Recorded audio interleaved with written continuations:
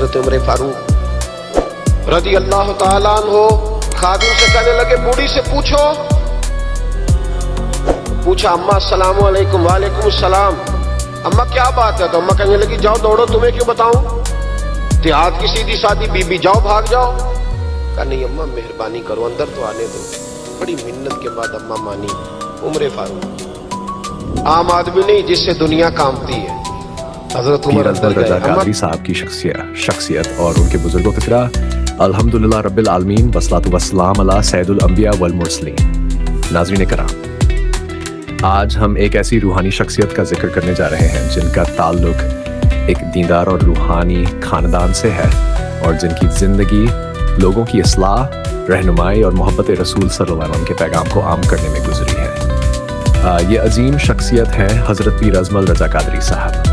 پیر اجمل رضا قادری صاحب کا تعلق ایک ایسے گھرانے سے ہے جس کے بزرگ صدیوں سے دین اسلام کی خدمت, ذکر و فکر اور اصلاح معاشرہ میں مشغول رہے. ان کے والد محترم بھی ایک دیندار, بااخلاق اور روحانی نسبت رکھنے والے انسان تھے جنہوں نے اپنے بچوں کی تربیت قرآن, سنت اور اولیاء کرام کی تعلیمات کے مطابق کی. اسی وجہ سے بچپن ہی سے پیر اجمل رضا قادری صاحب کے اندر دین کا ذوق, عاجزی اور لوگوں کی خدمت کا جذبہ پیدا ہو گیا. اگر ہم ان کے خاندان کے بزرگوں کا ذکر کریں تو معلوم ہوتا ہے کہ ان کے دادا اور پردادا بھی اپنے وقت کے نیک, پرہیزگار اور لوگوں کی رہنمائی کرنے والے انسان تھے. وہ دنیاوی شہرت کے طلبگار نہیں تھے بلکہ خاموشی کے ساتھ لوگوں کے مسائل حل کرتے, دعا کرتے اور نیکی کی دعوت دیتے تھے. یہی روحانی ماحول اس خاندان کی سب سے بڑی پہچان ہے. ناظرین, پیر اجمل رضا قادری صاحب کی سب سے بڑی خصوصیت ان کا اخلاق ہے. جو شخص بھی ان سے ملتا ہے وہ سب سے پہلے ان کی عاجزی, نرم گفتگو اور محبت بھرے انداز سے متاثر ہو جاتا ہے. وہ ہمیشہ یہی پیغام دیتے ہیں کہ انسان اگر اپنے اخلاق کو درست کر لے تو معاشرہ خود بخود بہتر ہو جاتا ہے.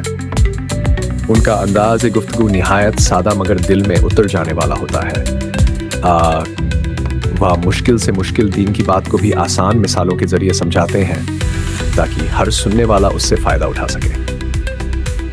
لوگوں کے بیان کے مطابق بہت سے افراد ایسے ہیں جو اپنی پریشانیوں, گھریلو مسائل یا روحانی بے چینی کے ساتھ جب ان کے پاس گئے تو انہیں تسلی, رہنمائی اور دعا ملی. وہ ہمیشہ لوگوں کو اللہ پر بھروسہ کرنے, نماز قائم کرنے اور حلال زندگی گزارنے کی نصیحت کرتے ہیں. یہی ان کی تعلیمات کا خلاصہ ہے. پیر اجمل رضا قادری صاحب اپنے بیانوں میں ہمیشہ اپنے بزرگوں کا ذکر احترام کے ساتھ کرتے ہیں اور کہتے ہیں کہ جو کچھ ہمیں ملا ہے وہ ہمارے بزرگوں کی دعاؤں اور تربیت کا نتیجہ ہے. اسی وجہ سے وہ اپنے سلسلے کی روایت کو صرف نام سے نہیں بلکہ عمل سے زندہ کرنے کی کوشش کرتے ہیں. آخر میں ہم یہی کہیں گے کسی بھی روحانی صحت کی اصلی پہچان اس کا اخلاق, اس کی خدمت خلق اور لوگوں کو اللہ کے قریب لانے کا جذبہ ہوتا ہے. حضرت خدیجہ الکبریٰ رضی اللہ تعالیٰ عنہ فرماتی ہیں کہ بڑا پیار کیا نبی پاک علیہ السلام نے حضرت فاطمہ سے. چھوٹی تھی نا. ادھر حضرت عائشہ صدیقہ کہتی کہ نبی پاک نے بڑی محبت فرمائی. مشکات میں حدیث ہے, کسی نے حضرت فاطمہ الزہرا حضرت عائشہ صدیقہ سے پوچھا, سچے باپ کی سچی بیٹی, صدیق کی بیٹی صدیقہ. کسی نے پوچھا کہ عائشہ حضور علیہ السلام کو سب سے زیادہ محبت کس سے تھی؟